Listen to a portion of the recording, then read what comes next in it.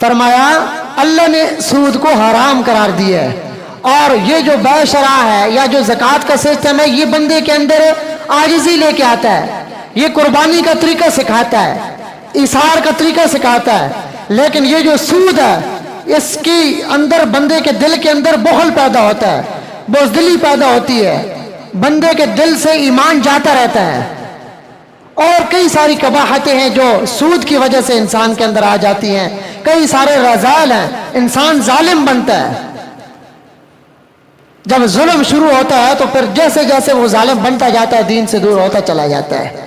کیونکہ ظلم، میں بات کو شارٹ اگر کروں نا، ظلم انسان کو فرعون اور قارون کی طرف لے کے جاتا ہے، اور عاجزی ان کی ساری انبیاء کی طرف لے کے جاتی ہے. تو یہ سود حرام ہے. کفار پھر ہم کہتے ہیں قرآن پاک کی بے حرمتی ہوتی ہے، ہمارے نبی پاک کی بے حرمتی ہوتی ہے. مجھے بتایا جائے ہمارا ملک حکومتی سطح پہ اوپر عام عوام بھی قرض دے رہی ہے، بینک بھی قرضہ دے رہا ہے سود کے اوپر، ایک علاقے کا بندہ وہ بھی سود کے اوپر قرضہ دے رہا ہے، حکومت کی سود کے اوپر قرضہ لے رہی ہے. اور غیر مسلم، ہمیں اگر نہ پتا ہو نا تو نہ پتا ہو، لیکن غیر مسلموں کو یہ پتا ہے کہ اسلام میں سود حرام ہے. لیکن جہاں سے بھی ہماری حکومتیں، مسلمان حکومتیں قرضہ لیتی ہیں اور سود بھی لیتی ہیں، اور 1% نہیں، 10% نہیں، 20% نہیں، 40، 50% سود پہ لیتی ہیں.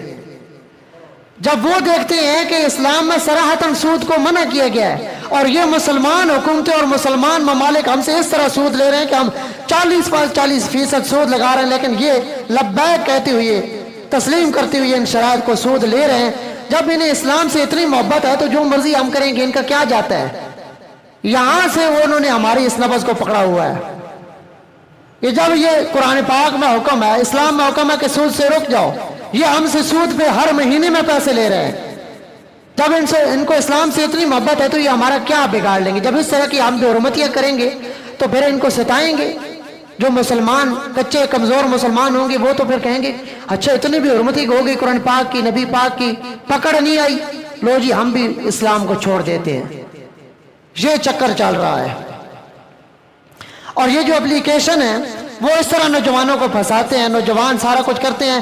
پھر جب زیادہ قرض ہو جاتا ہے نا، یہ کہتے ہیں کہ آپ کے موبائل کی تصاویر، آپ کے موبائل کے فون نمبر ہم آپ کو تنگ کریں گے، آپ کے فلاں فلاں عزیز جو یہ نمبر سے ان کو فون کریں گے، فلاں فلاں ڈیٹا آپ کا ہمارے پاس ہے، ہم اسے لیک کر دیں گے، سوشل میڈیا پہ وائرل کر دیں گے، اتنے پیسے دو. جب اس نے زیادہ دی اچھا اتنے اور دو.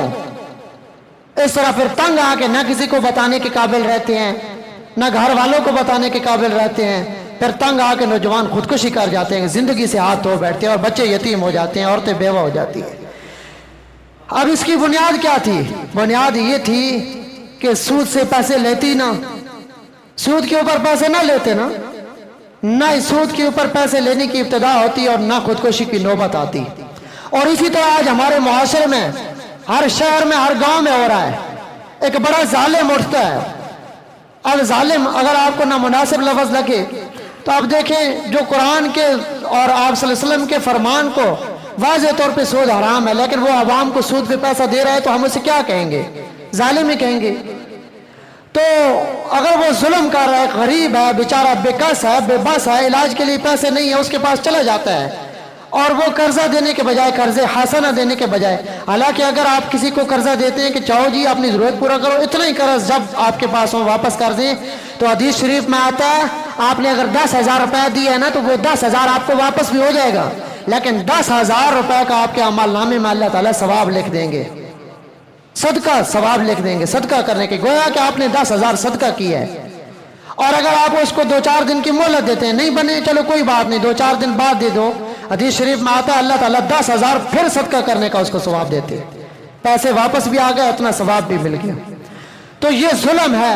کسی بھی گاؤں میں اس طرح ہو، کسی بھی شہر میں ہو، کسی بھی تحصیل میں ہو، اگر کوئی سود کے اوپر قرض دیتا ہے تو قرض لینا بھی حرام ہے، قرض دینا بھی حرام ہے. حضرت جابر رضی اللہ تعالیٰ نے فرماتے ہیں آپ صلی اللہ علیہ وسلم نے فرمایا سود کھانے والا، سود کھلانے والا، سودی معاملہ لکھنے والا اور سودی معاملے کے اوپر گواہ بننے والا، سب کے اوپر رب تعالیٰ کی لعنتیں برستی ہیں. اتنا سنگین معاملہ ہے سود، اتنا سنگین معاملہ ہے. اور دوسری حدیث شریف میں آتا ہے फरमाया आप सल्लल्लाहु अलैहि वसल्लम ने कि गुनाह के एक रवायत में 70, दूसरी रवायत में 73 किस्म के गुनाह के वबाल हैं, उनके अंजाम हैं।